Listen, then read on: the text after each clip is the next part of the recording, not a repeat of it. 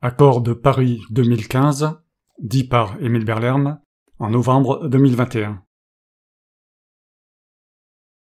Accord de Paris. Les parties au présent accord.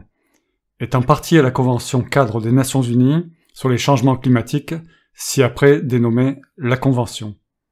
Agissant en application de la plateforme de Durban, pour une action renforcée adoptée par la décision 1/CP.17 de la Conférence des parties à la Convention à sa 17e session. Soucieuse d'atteindre l'objectif de la Convention et guidée par ses principes, y compris le principe de l'équité et des responsabilités communes, mais différenciées et des capacités respectives, eu égard aux différentes situations nationales. Reconnaissant la nécessité d'une riposte efficace et progressive à la menace pressante des changements climatiques, en se fondant sur les meilleures connaissances scientifiques disponibles. Reconnaissant aussi les besoins spécifiques et la situation particulière des pays en développement partis, surtout de ceux qui sont particulièrement vulnérables aux effets néfastes des changements climatiques, comme le prévoit la Convention. Tenant pleinement compte des besoins spécifiques et de la situation particulière des pays les moins avancés en ce qui concerne le financement et le transfert de technologies. Reconnaissant que les parties peuvent être touchées non seulement par les changements climatiques, mais aussi par les effets des mesures de riposte à ces changements. Soulignant que l'action et la riposte face aux changements climatiques et les effets des changements climatiques sont intrinsèquement liés à un accès équitable au développement durable et à l'élimination de la pauvreté.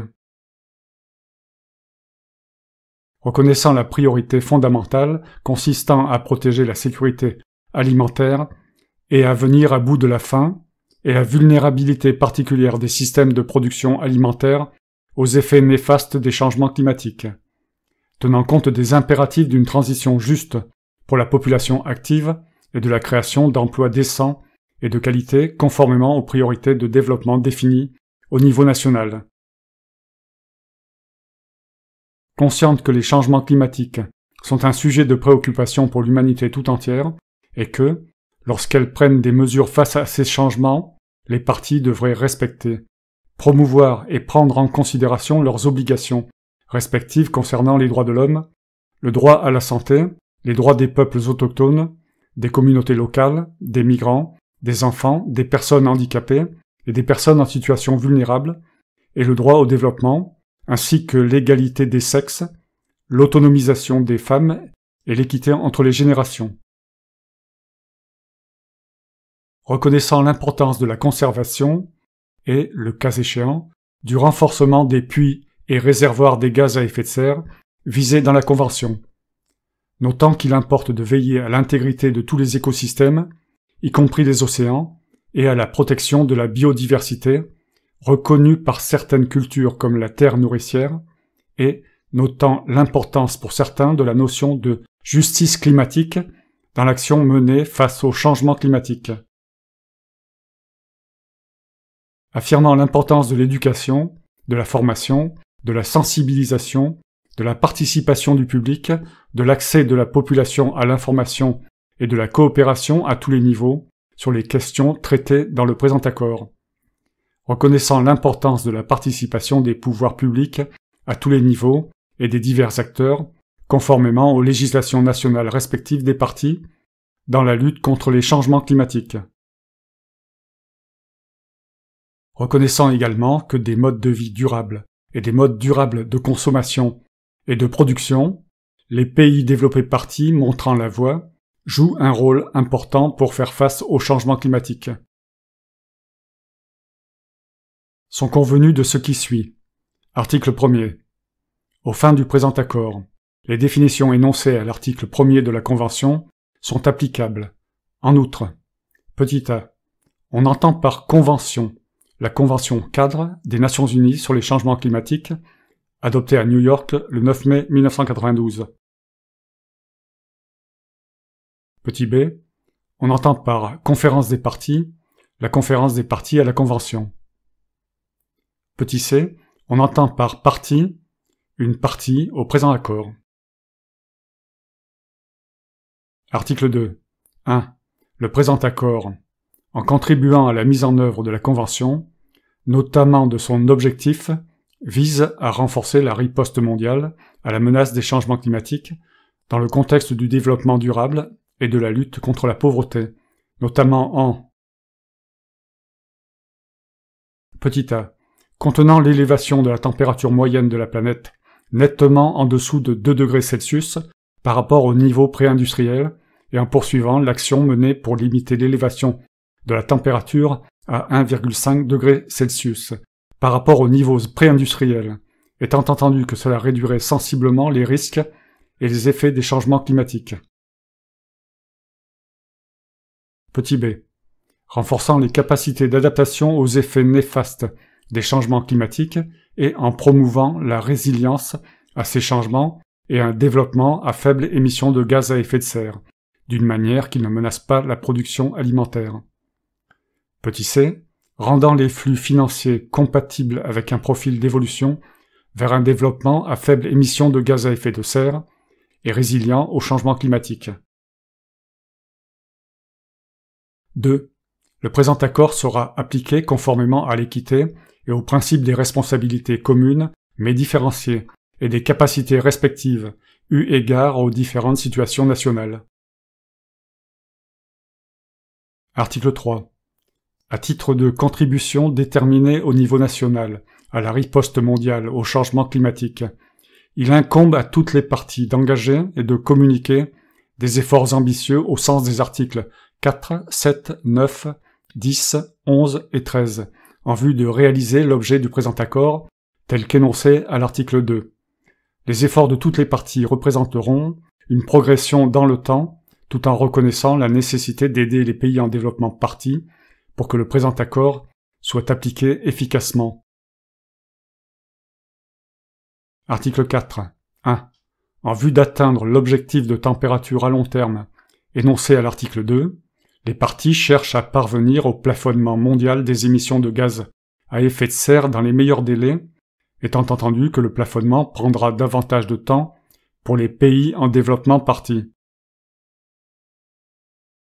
et à opérer des réductions rapidement par la suite conformément aux meilleures données scientifiques disponibles de façon à parvenir à un équilibre entre les émissions anthropiques par les sources et les absorptions anthropiques par les puits de gaz à effet de serre au cours de la deuxième moitié du siècle, sur la base de l'équité et dans le contexte du développement durable et de la lutte contre la pauvreté. 2. Chaque partie établit, communique et actualise les contributions déterminées au niveau national successives qu'elle prévoit de réaliser. Les parties prennent des mesures internes pour l'atténuation en vue de réaliser les objectifs des dites contributions. 3. La contribution déterminée au niveau national suivante de chaque partie représentera une progression par rapport à la contribution déterminée au niveau national antérieur et correspondra à son niveau d'ambition le plus élevé possible, compte tenu de ses responsabilités communes mais différenciées et de ses capacités respectives, eu égard aux différentes situations nationales. 4. Les pays développés parties devraient continuer de montrer la voie en assumant des objectifs de réduction des émissions en chiffres absolus à l'échelle de l'économie. Les pays en développement parties devraient continuer d'accroître leurs efforts d'atténuation et sont encouragés à passer progressivement à des objectifs de réduction ou de limitation des émissions à l'échelle de l'économie, eu égard aux différentes situations nationales. 5. Un appui est fourni aux pays en développement parties pour l'application du présent article, conformément aux articles 9, 10 et 11, étant entendu qu'un appui renforcé en faveur des pays en développement parties leur permettra de prendre des mesures plus ambitieuses. 6. Les pays les moins avancés et les petits États insulaires en développement peuvent établir et communiquer des stratégies, plans et mesures de développement à faible émission de gaz à effet de serre correspondant à leur situation particulière. 7. Les retombées bénéfiques, dans le domaine de l'atténuation, des mesures d'adaptation et ou des plans de diversification économique des parties peuvent contribuer aux résultats d'atténuation en application du présent article. 8. en communiquant leurs contributions déterminées au niveau national. Toutes les parties présentent l'information nécessaire à la clarté, la transparence et la compréhension conformément à la décision 1/CP.21 et à toutes les décisions pertinentes de la conférence des parties, agissant comme réunion des parties au présent accord. 9. Chaque partie communique une contribution déterminée au niveau national tous les 5 ans, conformément à la décision 1/CP.21 et à toutes les décisions pertinentes de la conférence des parties, agissant comme réunion des parties au présent accord de Paris et en tenant compte des résultats du bilan mondial prévu à l'article 14. 10. La conférence des parties, agissant comme réunion des parties au présent accord, examine des calendriers communs pour les contributions déterminées au niveau national à sa première session. 11. Une partie peut à tout moment modifier sa contribution déterminée au niveau national afin d'en relever le niveau d'ambition, conformément aux directives adoptées par la conférence des parties, agissant comme réunion des parties au présent accord. 12. Les contributions déterminées au niveau national, communiquées par les parties, sont consignées dans un registre public tenu par le secrétariat. 13. Les parties rendent compte de leurs contributions déterminées au niveau national.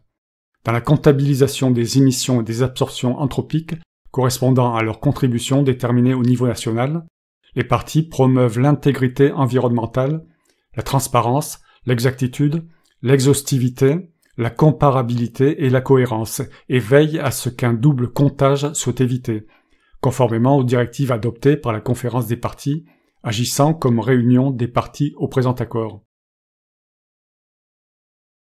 14. Dans le contexte de leurs contributions déterminées au niveau national, lorsqu'elles indiquent et appliquent des mesures d'atténuation concernant les émissions et les absorptions anthropiques, les parties devraient tenir compte, selon qu'il convient, des méthodes et des directives en vigueur conformément à la Convention, compte tenu des dispositions du paragraphe 13 du présent article. 15. Les parties tiennent compte, dans la mise en œuvre du présent accord, des préoccupations des parties dont l'économie est particulièrement touchée par les effets des mesures de riposte, en particulier les pays en développement parties. 16. Les parties, y compris les organisations régionales d'intégration économique et leurs États membres, qui se sont mises d'accord pour agir conjointement en application du paragraphe 2 du présent article, notifient au secrétariat les termes de l'accord pertinent, y compris le niveau d'émission attribué à chaque partie, pendant la période considérée, au moment de communiquer leurs contributions déterminées au niveau national. Le secrétariat informe à son tour les parties à la Convention et les signataires des termes de l'accord. 17. Chaque partie à un accord de ce type est responsable de son niveau d'émission indiqué dans l'accord visé au paragraphe 16 du présent article, conformément aux paragraphes 13 et 14 du présent article et aux articles 13 et 15. 18. Si des parties agissant conjointement le font dans le cadre d'une organisation régionale d'intégration économique qui est elle-même partie au présent accord, et en concertation avec elle, chaque État membre de cette organisation régionale d'intégration économique, à titre individuel et conjointement avec l'organisation régionale d'intégration économique, est responsable de son niveau d'émission indiqué dans l'accord communiqué en application du paragraphe 16 du présent article, conformément aux paragraphes 13 et 14 du présent article et aux articles 13 et 15. 19. Toutes les parties devraient s'employer à formuler et communiquer des stratégies à long terme de développement à faible émission de gaz à effet de serre, en gardant à l'esprit l'article 2, compte tenu de leurs responsabilités communes, mais différenciées, et de leurs capacités respectives, eu égard aux différentes situations nationales. Article 5. 1. Les parties devraient prendre des mesures pour conserver et, le cas échéant, renforcer les puits et réservoirs de gaz à effet de serre, comme le prévoit l'alinéa D du paragraphe 1 de l'article 4 de la Convention, notamment les forêts. 2. les parties sont invitées à prendre des mesures pour appliquer et étayer, notamment par des versements liés aux résultats, le cadre existant défini, dans les directives et les décisions pertinentes déjà adoptées en vertu de la Convention, pour les démarches générales et les mesures d'incitation positive concernant les activités liées à la réduction des émissions résultant du déboisement et de la dégradation des forêts, et le rôle de la conservation, de la gestion durable des forêts et de l'accroissement des stocks de carbone forestier dans les pays en développement, et d'autres démarches générales, notamment des démarches conjointes en matière d'atténuation et d'adaptation pour la gestion intégrale et durable des forêts, tout en réaffirmant qu'il importe de promouvoir, selon qu'il convient, les avantages non liés au carbone associés à de telles démarches. Article 6. 1. Les parties reconnaissent que certaines parties décident de coopérer volontairement dans la mise en œuvre de leurs contributions déterminées au niveau national pour relever le niveau d'ambition de leurs mesures d'atténuation et d'adaptation et pour promouvoir le développement durable et l'intégrité environnementale.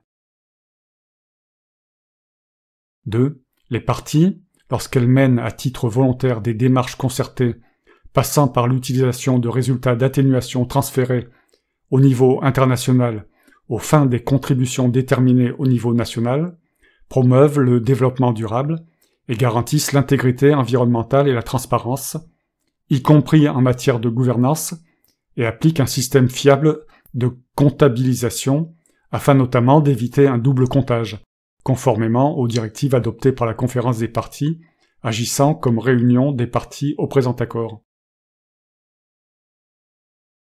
3. L'utilisation de résultats d'atténuation transférés au niveau international pour réaliser les contributions déterminées au niveau national, en vertu du présent accord, revêt un caractère volontaire et est soumise à l'autorisation des parties participantes. 4. Il est établi un mécanisme pour contribuer à l'atténuation des émissions de gaz à effet de serre et promouvoir le développement durable, placé sous l'autorité de la conférence des parties, agissant comme réunion des parties au présent accord, dont il suit les directives à l'intention des parties, qui l'utilisent à titre volontaire. Il est supervisé par un organe désigné par la conférence des parties, agissant comme réunion des parties au présent accord, et a pour objet de petit a. Promouvoir l'atténuation des émissions de gaz à effet de serre, tout en favorisant le développement durable. Petit b. Promouvoir et faciliter la participation à l'atténuation des gaz à effet de serre d'entités publiques et privées autorisées par une partie. Petit c. Contribuer à la réduction des niveaux d'émissions dans la partie haute, qui bénéficiera d'activités d'atténuation, donnant lieu à des réductions d'émissions, qui peuvent aussi être utilisées par une autre partie, pour remplir sa contribution déterminée au niveau national. Petit d. Permettre une atténuation globale des émissions mondiales. 5. Les réductions d'émissions résultant du mécanisme visé au paragraphe 4 du présent article ne sont pas utilisées pour établir la réalisation de la contribution déterminée au niveau national de la partie haute, si elles sont utilisées par une autre partie pour établir la réalisation de sa propre contribution déterminée au niveau national. 6. La conférence des parties agissant comme réunion des parties au présent accord de Paris veille à ce qu'une part des fonds provenant d'activités menées au titre du mécanisme visé au paragraphe 4 du présent article soit utilisée pour couvrir les dépenses administratives ainsi que pour aider les pays en développement parties qui sont particulièrement vulnérables aux effets néfastes des changements climatiques à financer le coût de l'adaptation. 7. La conférence des parties, agissant comme réunion des parties au présent accord de Paris, adopte des règles, des modalités et des procédures pour le mécanisme visé au paragraphe 4 du présent article à sa première session. 8. Les parties reconnaissent l'importance de disposer de démarches non fondées sur le marché intégré, globales et équilibrées pour les aider dans la mise en œuvre de leurs contributions déterminées au niveau national, dans le contexte du développement durable et de l'élimination de la pauvreté, d'une manière coordonnée et efficace, notamment par l'atténuation, l'adaptation, le financement, le transfert de technologies et le renforcement des capacités, selon qu'il convient. Ces démarches visent à, petit a, promouvoir l'ambition en matière d'atténuation et d'adaptation. Petit b, renforcer la participation des secteurs publics et privés à la mise en œuvre des contributions déterminées au niveau national. Petit c, faciliter des possibilités de coordination entre les instruments et les dispositifs institutionnels pertinents. 9. Il est défini un cadre pour les démarches non fondées sur le marché en matière de développement durable afin de promouvoir les démarches non fondées sur le marché visées au paragraphe 8 du présent article. Article 7. 1. Les parties établissent l'objectif mondial en matière d'adaptation consistant à renforcer les capacités d'adaptation, à accroître la résilience au changement climatique et à réduire la vulnérabilité à ces changements en vue de contribuer au développement durable et de garantir une riposte adéquate en matière d'adaptation dans le contexte de l'objectif de température énoncé à l'article 2. 2. Les parties reconnaissent que l'adaptation est un défi mondial qui se pose à tous, comportant des dimensions locales, infranationales, nationales, régionales et internationales, et que c'est un élément clé de la riposte mondiale à long terme face au changement climatique, à laquelle elle contribue, afin de protéger les populations, les moyens d'existence et les écosystèmes, en tenant compte des besoins urgents et immédiats des pays en développement parties, qui sont particulièrement vulnérables aux effets néfastes des changements climatiques. 3. Les efforts d'adaptation des pays en développement parties sont reconnus conformément aux modalités qui seront adoptées par la conférence des parties, agissant comme réunion des parties au présent accord, à sa première session. 4. Les parties reconnaissent que le besoin actuel d'adaptation est important, que des niveaux d'atténuation plus élevés peuvent réduire la nécessité d'efforts supplémentaires d'adaptation et que des besoins d'adaptation plus élevés peuvent entraîner des coûts d'adaptation plus importants. 5. Les parties reconnaissent que l'action pour l'adaptation devrait suivre une démarche impulsée par les pays, sensible à l'égalité des sexes, participative et totalement transparente, prenant en considération les groupes, les communautés et les écosystèmes vulnérables, et devrait tenir compte et s'inspirer des meilleures données scientifiques disponibles et, selon qu'il convient, des connaissances traditionnelles, du savoir des peuples autochtones et des systèmes de connaissances locaux, en vue d'intégrer l'adaptation dans les politiques et les mesures socio-économiques et environnementales pertinentes, s'il y a lieu. 6. Les parties reconnaissent l'importance de l'appui et de la coopération internationale aux efforts d'adaptation et la nécessité de prendre en considération les besoins des pays en développement parties, notamment de ceux qui sont particulièrement vulnérables aux effets néfastes des changements climatiques. 7. Les parties devraient intensifier leur coopération en vue d'améliorer l'action pour l'adaptation, compte tenu du cadre de l'adaptation de Cancún, notamment afin a. D'échanger des renseignements, des bonnes pratiques, des expériences et des enseignements, y compris, selon qu'il convient, pour ce qui est des connaissances scientifiques, de la planification, des politiques et de la mise en œuvre relative aux mesures d'adaptation. Petit b. De renforcer les dispositifs institutionnels, notamment ceux relevant de la Convention, qui concourent à l'application du présent accord, pour faciliter la synthèse des informations et des connaissances pertinentes et la fourniture d'un appui et de conseils techniques aux parties. Petit c. D'améliorer les connaissances scientifiques sur le climat, y compris la recherche, l'observation systématique du système climatique et les systèmes d'alerte précoce, d'une manière qui soutienne les services climatiques et appuie la prise de décision. Petit d. D'aider les pays en développement parties à recenser les pratiques efficaces et les besoins en matière d'adaptation, les priorités, l'appui fourni et l'appui reçu aux mesures et efforts d'adaptation, ainsi que les problèmes et les lacunes selon des modalités qui promeuvent les bonnes pratiques. Petit e, d'accroître l'efficacité et la pérennité des mesures d'adaptation. 8. Les institutions et les organismes spécialisés des Nations Unies sont invités à appuyer les efforts des parties visant à réaliser les mesures définies au paragraphe 7 du présent article, compte tenu des dispositions du paragraphe 5 du présent article. 9. Chaque partie entreprend, selon qu'il convient, des processus de planification de l'adaptation et met en œuvre des mesures qui consistent notamment à mettre en place ou à renforcer des plans, politiques et ou contributions utiles, y compris en faisant intervenir. Petit a, la réalisation de mesures, d'engagement et ou d'efforts dans le domaine de l'adaptation. Petit b, le processus visant à formuler et réaliser des plans nationaux d'adaptation. Petit c, l'évaluation des effets des changements climatiques et de la vulnérabilité à ces changements en vue de formuler des mesures prioritaires déterminées au niveau national, compte tenu des populations, des lieux et des écosystèmes vulnérables. Petit d, le suivi et l'évaluation des plans, des politiques, des programmes et des mesures d'adaptation et les enseignements à retenir.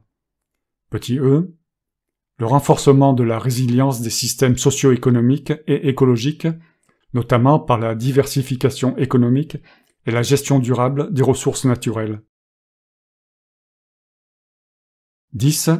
Chaque partie devrait, selon qu'il convient, présenter et actualiser périodiquement une communication relative à l'adaptation, où pourront figurer ses priorités, ses besoins en matière de mise en œuvre et d'appui, ses projets et ses mesures, sans imposer de charges supplémentaires aux pays en développement parties. 11. La communication relative à l'adaptation dont il est question au paragraphe 10 du présent article est, selon qu'il convient, soumise et actualisée périodiquement, intégrée à d'autres communications ou documents ou présentée parallèlement, notamment dans un plan national d'adaptation, dans une contribution déterminée au niveau national, conformément au paragraphe 2 de l'article 4 et ou dans une communication nationale. 12. La communication relative à l'adaptation mentionnée au paragraphe 10 du présent article est consignée dans un registre public tenu par le secrétariat. 13. Un appui international renforcé est fourni en permanence aux pays en développement parties aux fins de l'application des paragraphes 7, 9, 10 et 11 du présent article, conformément aux dispositions des articles 9, 10 et 11. 14. Le bilan mondial prévu à l'article 14 vise notamment à Petit a. Prendre en compte les efforts d'adaptation des pays en développement parties. Petit b. Renforcer la mise en œuvre de mesures d'adaptation en tenant compte de la communication sur l'adaptation mentionnée au paragraphe 10 du présent article. Petit c. Examiner l'adéquation et l'efficacité de l'adaptation et de l'appui fourni en matière d'adaptation. Petit d. Examiner les progrès d'ensemble accomplis dans la réalisation de l'objectif mondial en matière d'adaptation énoncé au paragraphe 1 du présent article. Article 8. 1. Les parties reconnaissent la nécessité d'éviter les pertes et préjudices liés aux effets néfastes des changements climatiques, notamment les phénomènes météorologiques extrêmes et les phénomènes qui se manifestent lentement, de les réduire au minimum et d'y remédier, ainsi que le rôle joué par le développement durable dans la réduction du risque de pertes et préjudices. 2. Le mécanisme international de Varsovie, relatif aux pertes et préjudices liés aux incidences des changements climatiques, est placé sous l'autorité de la conférence des parties, agissant comme réunion des parties au présent accord, dont il suit les directives et peut être amélioré et renforcé conformément aux décisions de la conférence des parties, agissant comme réunion des parties au présent accord. 3. Les parties devraient améliorer la compréhension, l'action et l'appui, notamment par le biais du mécanisme international de Varsovie, selon que de besoin, dans le cadre de la coopération et de la facilitation, eu égard aux pertes et préjudices liés aux effets néfastes des changements climatiques, 4. En conséquence, les domaines de coopération et de facilitation visant à améliorer la compréhension, l'action et l'appui sont notamment les suivants. Petit a, les systèmes d'alerte précoce. Petit b, la préparation aux situations d'urgence. Petit c, les phénomènes qui se manifestent lentement. Petit d, les phénomènes susceptibles de causer des pertes et préjudices irréversibles et permanents. Petit e, l'évaluation et la gestion complète des risques. Petit f, les dispositifs d'assurance dommages, la mutualisation des risques climatiques et les autres solutions en matière d'assurance. Petit g, les pertes autres qu'économiques. Petit h, la résilience des communautés, des moyens de subsistance et des écosystèmes. 5.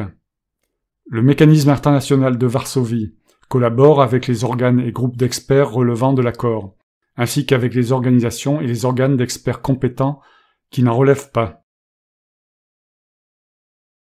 Article 9. 1. Les pays développés parties fournissent des ressources financières pour venir en aide aux pays en développement parties, aux fins tant de l'atténuation que de l'adaptation dans la continuité de leurs obligations au titre de la Convention. 2. Les autres parties sont invitées à fournir ou à continuer de fournir ce type d'appui à titre volontaire. 3.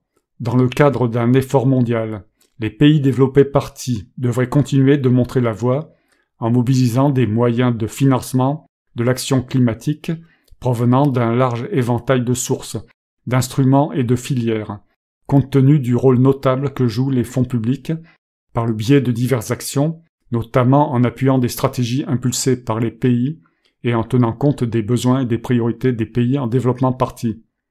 Cette mobilisation de moyens de financement de l'action climatique devrait représenter une progression par rapport aux efforts antérieurs. 4.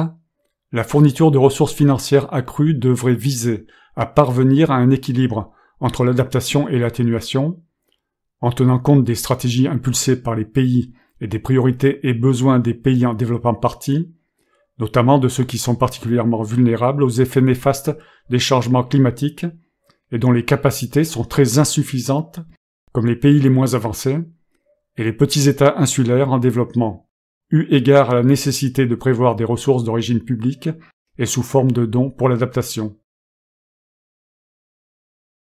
5.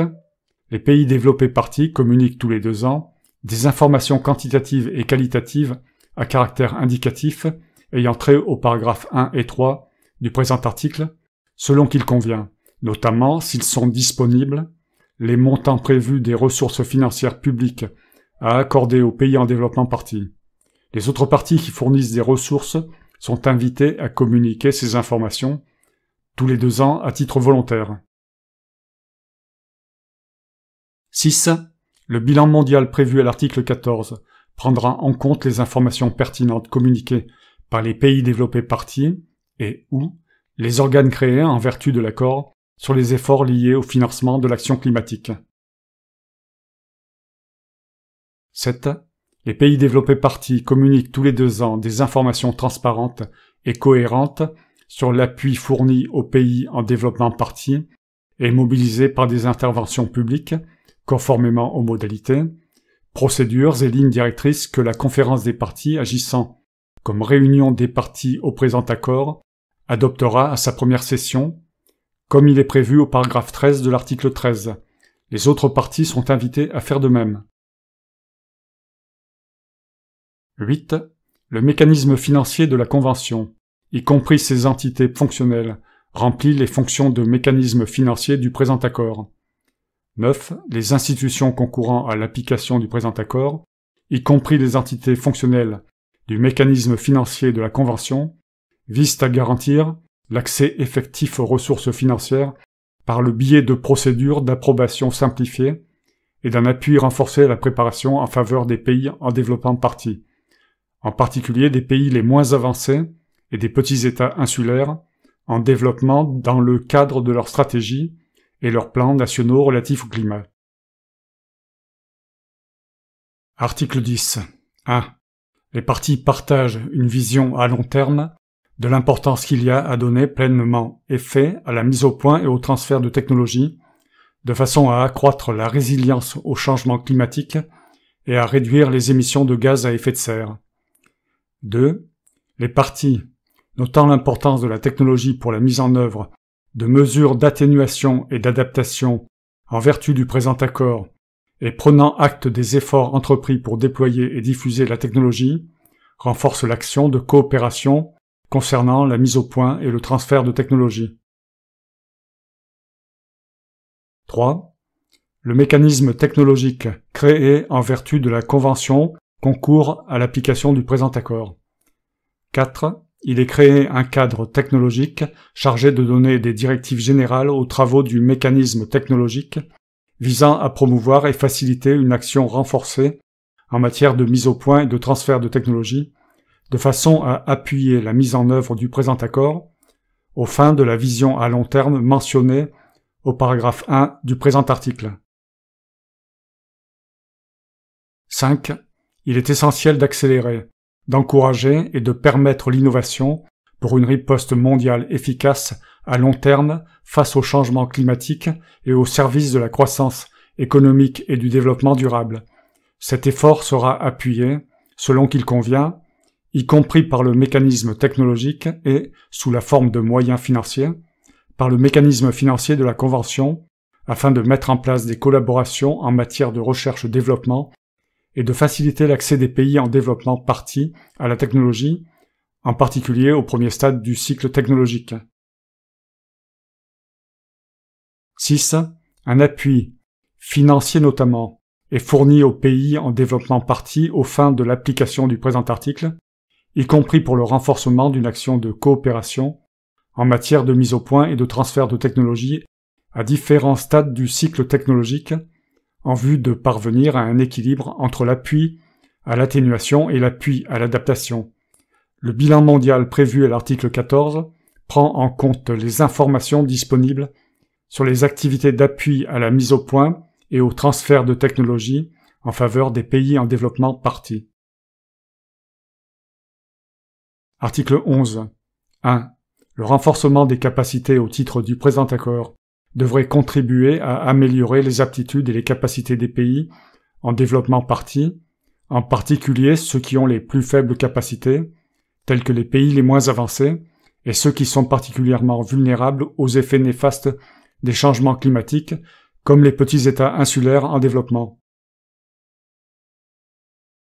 Afin qu'ils puissent lutter efficacement contre les changements climatiques, notamment mettre en œuvre des mesures d'adaptation et d'atténuation, et devrait faciliter la mise au point, la diffusion et le déploiement de technologies, l'accès à des moyens de financement de l'action climatique, les aspects pertinents de l'éducation, de la formation et de la sensibilisation de la population, et la communication transparente et précise d'informations en temps voulu.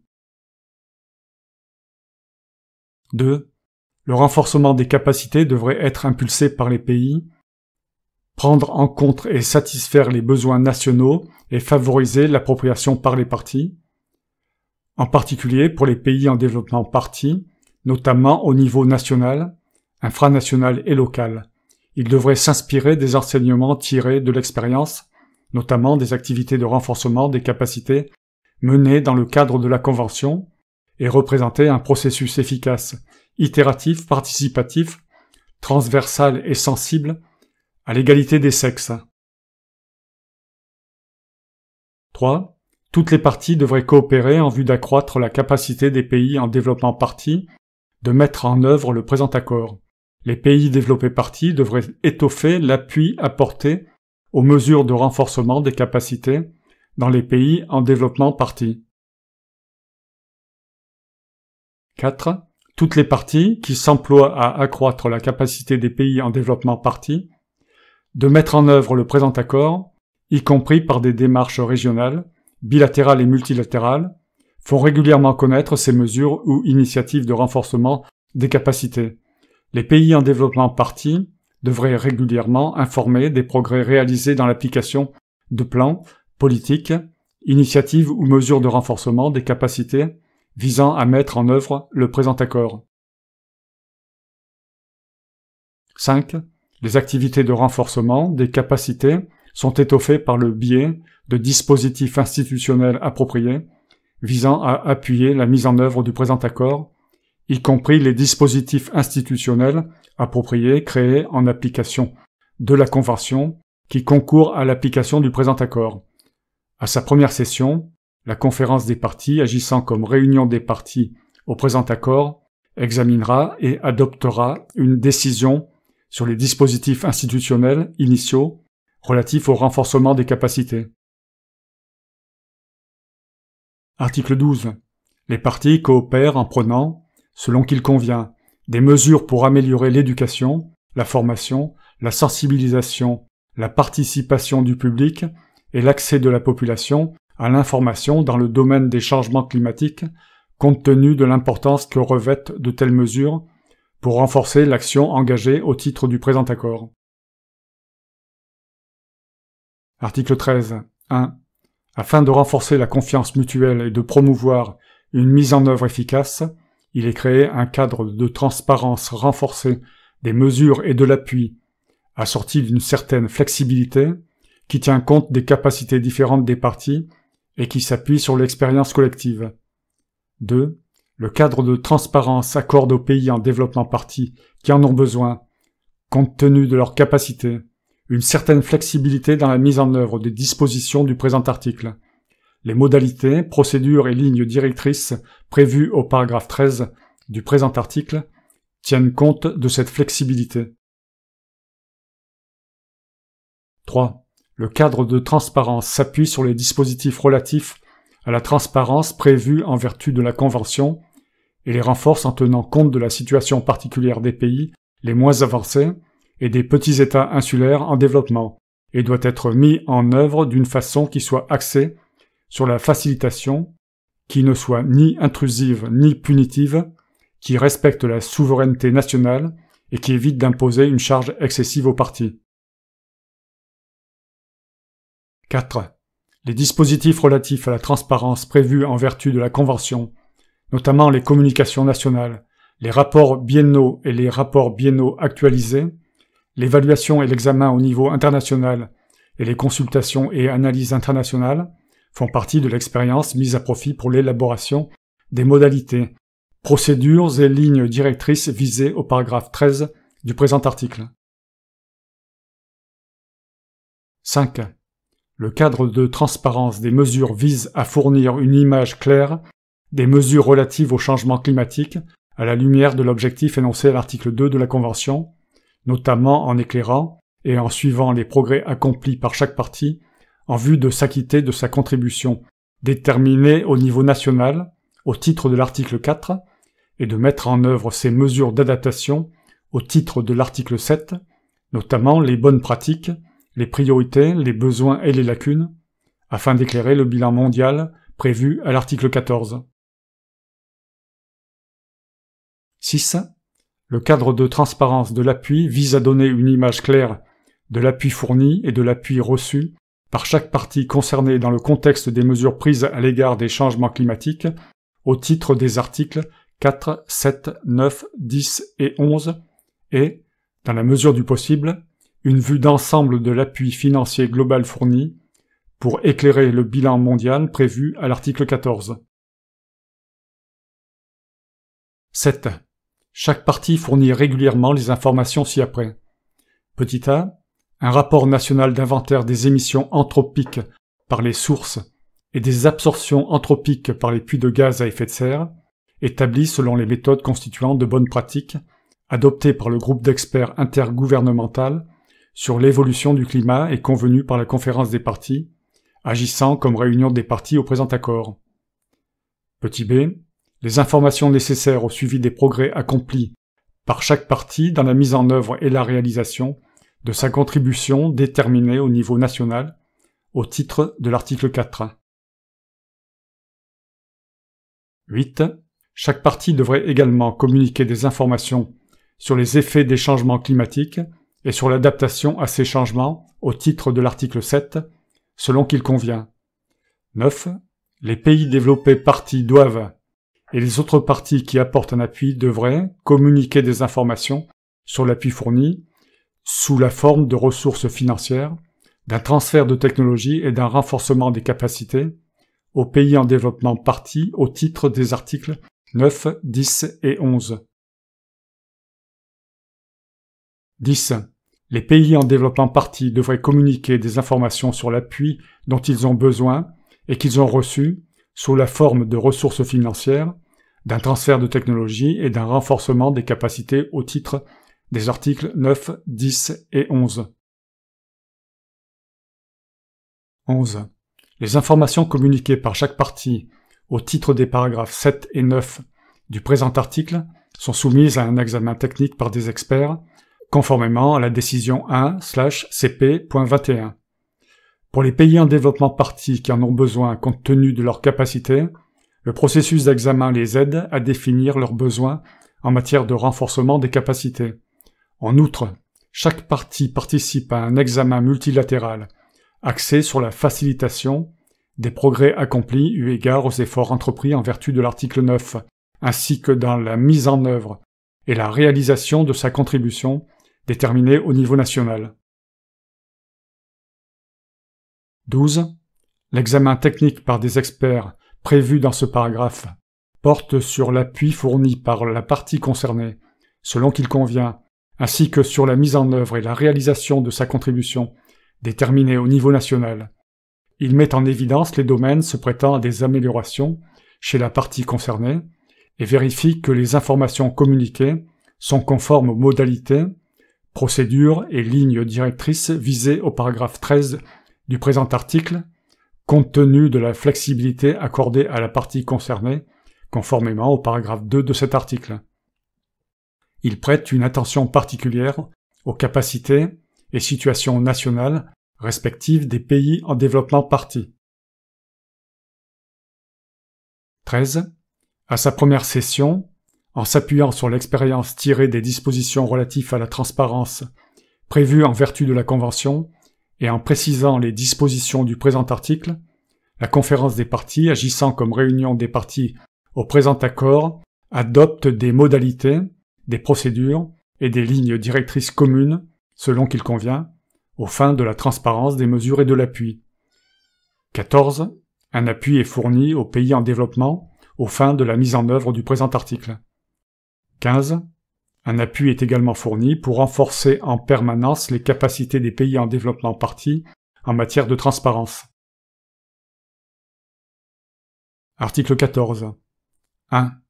La conférence des parties agissant comme réunion des parties au présent accord fait périodiquement le bilan de la mise en œuvre du présent accord afin d'évaluer les progrès collectifs accomplis dans la réalisation de l'objet du présent accord et de ses buts à long terme, ci-après dénommé bilan mondial.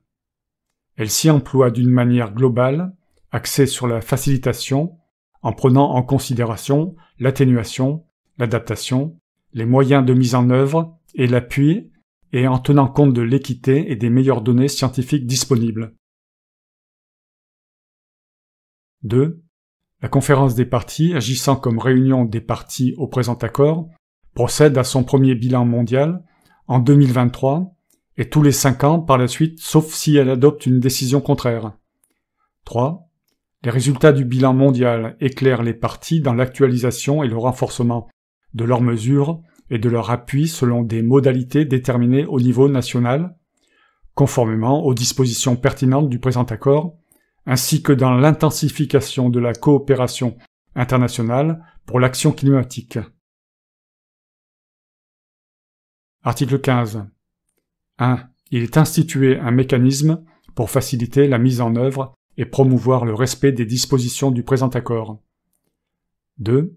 Le mécanisme visé au paragraphe 1 du présent article est constitué d'un comité d'experts et axé sur la facilitation et fonctionne d'une manière qui est transparente, non accusatoire et non punitive.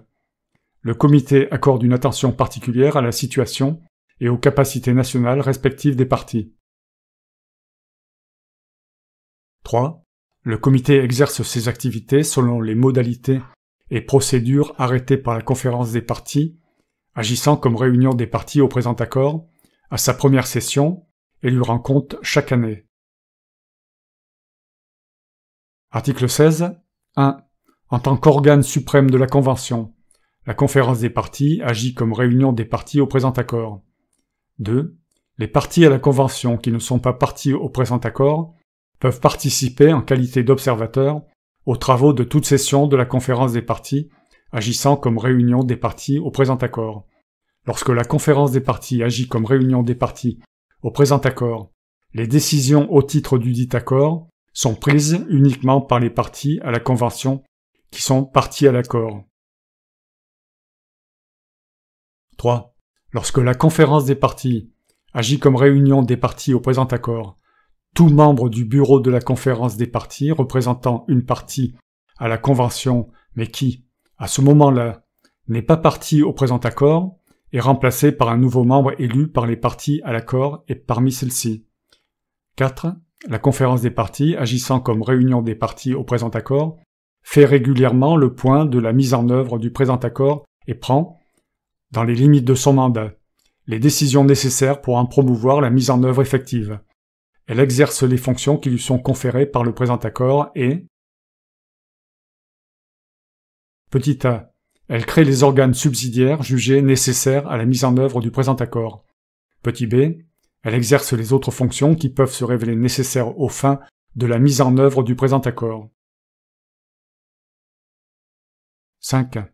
Le règlement intérieur de la conférence des parties et les procédures financières appliquées au titre de la Convention s'appliquent, mutatis mutandis, au titre du présent accord, sauf si la conférence des parties agissant comme réunion des parties au présent accord en décide autrement par consensus. 6. Le secrétariat convoque la première session de la conférence des parties agissant comme réunion des parties au présent accord à l'occasion de la première session de la conférence des parties prévue après l'entrée en vigueur du présent accord. Les sessions ordinaires ultérieures de la conférence des parties agissant comme réunion des parties au présent accord coïncideront avec les sessions ordinaires de la conférence des parties, à moins que la conférence des parties agissant comme réunion des parties au présent accord n'en décide autrement. 7. La conférence des parties agissant comme réunion des parties au présent accord tient des sessions extraordinaires à tout autre moment lorsqu'elle le juge nécessaire ou si une partie en fait la demande par écrit, à condition que cette demande soit appuyée par un tiers au moins des parties dans les 6 mois qui suivent sa communication aux parties par le secrétariat. 8. L'Organisation des Nations Unies, ses institutions spécialisées et l'Agence internationale de l'énergie atomique, ainsi que tout État membre d'une de ces organisations ou doté du statut d'observateur auprès de l'une d'elles qui n'est pas partie à la Convention, peuvent être représentés aux sessions de la conférence des parties agissant comme réunion des parties au présent accord en qualité d'observateur. Tout organe ou organisme, national ou international, gouvernemental ou non gouvernemental, qui est compétent dans les domaines visés par le présent accord et qui a fait savoir au secrétariat qu'il souhaitait être représenté en qualité d'observateur à une session de la conférence des parties, agissant comme réunion des parties au présent accord, peut y être admis en cette qualité, à moins qu'un tiers au moins des parties présentes n'y fasse objection. L'admission et la participation d'observateurs sont régies par le règlement intérieur, visé au paragraphe 5 du présent article. Article 17. 1. Le secrétariat, créé en application de l'article 8 de la Convention, assure le secrétariat du présent accord. 2. Le paragraphe 2 de l'article 8 de la Convention, relatif aux fonctions de secrétariat, et le paragraphe 3 de ce même article, concernant les dispositions voulues pour son fonctionnement, s'appliquent mutatis mutandis au présent accord. Le secrétariat exerce en outre les fonctions qui lui sont confiées au titre du présent accord et par la conférence des parties agissant comme réunion des parties au présent accord. Article 18. 1. L'organe subsidiaire de conseil scientifique et technologique et l'organe subsidiaire de mise en œuvre créés par les articles 9 et 10 de la Convention font office, respectivement, d'organes subsidiaires de conseil scientifique et technologique et d'organes subsidiaires de mise en œuvre du présent accord. les dispositions de la Convention relatives au fonctionnement de ces deux organes s'appliquent, mutatis mutandis, au présent accord. Les réunions de l'organe subsidiaire de conseil scientifique et technologique et de l'organe subsidiaire de mise en œuvre du présent accord coïncident avec celles de l'organe subsidiaire de conseil scientifique et technologique et de l'organe subsidiaire de mise en œuvre de la Convention. 2. Les parties à la Convention qui ne sont pas parties au présent accord peuvent participer en qualité d'observateurs aux travaux de toute session des organes subsidiaires. Lorsque les organes subsidiaires agissent en tant qu'organes subsidiaires du présent accord, les décisions au titre dudit accord sont prises uniquement par les parties à la Convention qui sont parties à l'accord. 3. Lorsque les organes subsidiaires créés par les articles 9 et 10 de la Convention exercent leurs fonctions dans un domaine qui relève du présent accord, tout membre de leur bureau représentant une partie à la Convention, mais qui, à ce moment-là, n'est pas partie au présent accord, est remplacé par un nouveau membre élu par les parties à l'accord et parmi celles-ci. Article 19. 1. Les organes subsidiaires ou les autres dispositifs institutionnels créés par la Convention ou qui en relèvent, autres que ceux mentionnés dans le présent accord, concourent à l'application du présent accord sur décision de la conférence des parties, agissant comme réunion des parties au présent accord. Celle-ci précise les fonctions qu'exerceront les 10 organes ou dispositifs. 2. La conférence des parties agissant comme réunion des parties au présent accord peut donner de nouvelles directives à ces organes subsidiaires et dispositifs institutionnels. Article 20. 1. Le présent accord est ouvert à la signature et soumis à la ratification, l'acceptation ou l'approbation des États et des organisations régionales d'intégration économique qui sont parties à la Convention. Il sera ouvert à la signature au siège de l'Organisation des Nations Unies, à New York, du 22 avril 2016 au 21 avril 2017 et sera ouvert à l'adhésion dès le lendemain du jour où il cessera d'être ouvert à la signature. Les instruments de ratification, d'acceptation, d'approbation ou d'adhésion sont déposés auprès du dépositaire. 2. Toute organisation régionale d'intégration économique qui devient partie au présent accord sans qu'aucun de ses États membres y soit partie est liée par toutes les obligations découlant du présent accord.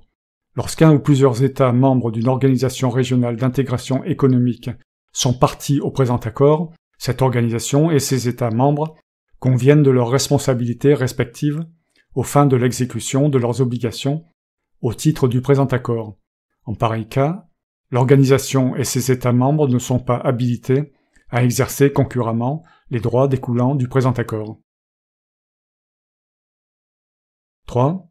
Dans leurs instruments de ratification, d'acceptation, d'approbation ou d'adhésion, les organisations régionales d'intégration économique indiquent l'étendue de leurs compétences à l'égard des questions régies par le présent accord. En outre, ces organisations informent le dépositaire, qui en informe à son tour les parties, de toute modification importante de l'étendue de leurs compétences. Article 21. 1. Le présent accord entre en vigueur le 30e jour qui suit la date du dépôt de leurs instruments de ratification, d'acceptation, d'approbation ou d'adhésion par au moins 55 parties à la Convention qui représentent au total au moins un pourcentage estimé à 55% du total des émissions mondiales de gaz à effet de serre. 2. Aux seules fins du paragraphe 1 du présent article, on entend par total des émissions mondiales de gaz à effet de serre la quantité la plus récente communiquée le jour de l'adoption du présent accord par les parties à la Convention ou avant cette date. 3. À l'égard de chaque État ou organisation régionale d'intégration économique qui ratifie, accepte ou approuve l'accord ou y adhère une fois que les conditions requises pour l'entrée en vigueur énoncée au paragraphe 1 du présent article ont été remplies, le présent accord entre en vigueur le 30e jour qui suit la date du dépôt, par cet État ou cette organisation, de son instrument de ratification, d'acceptation, d'approbation ou d'adhésion. 4. Aux fins du paragraphe 1 du présent article, tout instrument déposé par une organisation régionale d'intégration économique ne s'ajoute pas à ceux qui sont déposés par les États membres de cette organisation. Article 22. Les dispositions de l'article 15 de la Convention relatif à l'adoption d'amendements s'appliquent mutatis mutandis au présent accord. Article 23. 1. Les dispositions de l'article 16 de la Convention relative à l'adoption et à l'amendement d'annexe de la Convention s'appliquent mutatis mutandis au présent accord. 2. Les annexes du présent accord font partie intégrante de celui-ci et, sauf disposition contraire expresse, toute référence au présent accord constitue en même temps une référence à ces annexes. Celles-ci se limitent à des listes, formules et autres documents descriptifs de caractère scientifique, technique, procédural ou administratif. Article 24. Les dispositions de l'article 14 de la Convention, relatif au règlement des différends, s'appliquent mutatis mutandis au présent accord. Article 25. 1. Chaque partie dispose d'une voix, sous réserve des dispositions du paragraphe 2 du présent article. 2. Dans les domaines de leurs compétences, les organisations régionales d'intégration économique disposent, pour exercer leur droit de vote, d'un nombre de voix égal au nombre de leurs États membres qui sont partis au présent accord. Ces organisations n'exercent pas leur droit de vote si l'un quelconque de leurs États membres exerce le sien et inversement. Article 26. Le secrétaire général de l'Organisation des Nations Unies est le dépositaire du présent accord. Article 27. Aucune réserve ne peut être faite au présent accord. Article 28. 1. À l'expiration d'un délai de 3 ans à compter de la date d'entrée en vigueur du présent accord à l'égard d'une partie, cette partie peut, à tout moment, le dénoncer par notification écrite adressée au dépositaire. 2. Cette dénonciation prend effet à l'expiration d'un délai d'1 an à compter de la date à laquelle le dépositaire en reçoit notification, ou à toute date ultérieure pouvant être spécifiée dans la dite notification. 3. Toute partie qui aura dénoncé la Convention sera réputée avoir dénoncé également le présent accord. Article 29.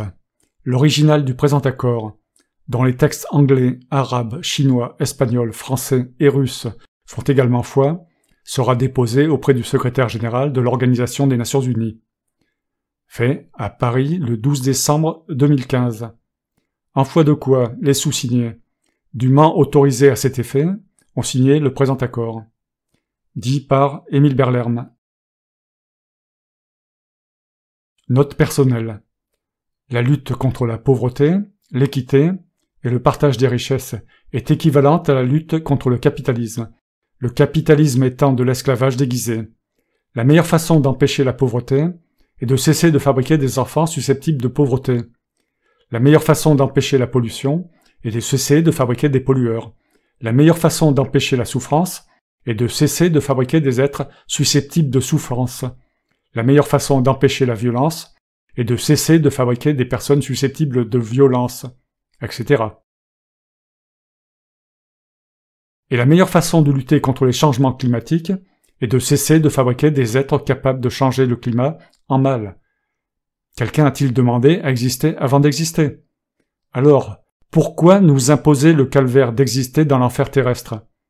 Comment pouvez-vous oser demander à votre enfant de combattre pour résoudre les saloperies que vous avez produites vous-même? Si vous ne faites pas l'enfant, il n'aura pas à combattre et la solution aux problèmes climatiques et tous les autres se résoudra par cette non-action. Il y a une seule solution à tous vos problèmes, cessez d'enfanter, et sans raison. Je ne vous ai pas demandé de me foutre dans la merde. Et comme je dois parler pour ceux qui n'ont pas compris le problème, je dis, ne nous mettez pas dans le caca mondial que nous fabriquons par notre propre existence. Cessez de fabriquer des esclaves qui veulent tous devenir négriers. Fin. Émile Berlerme.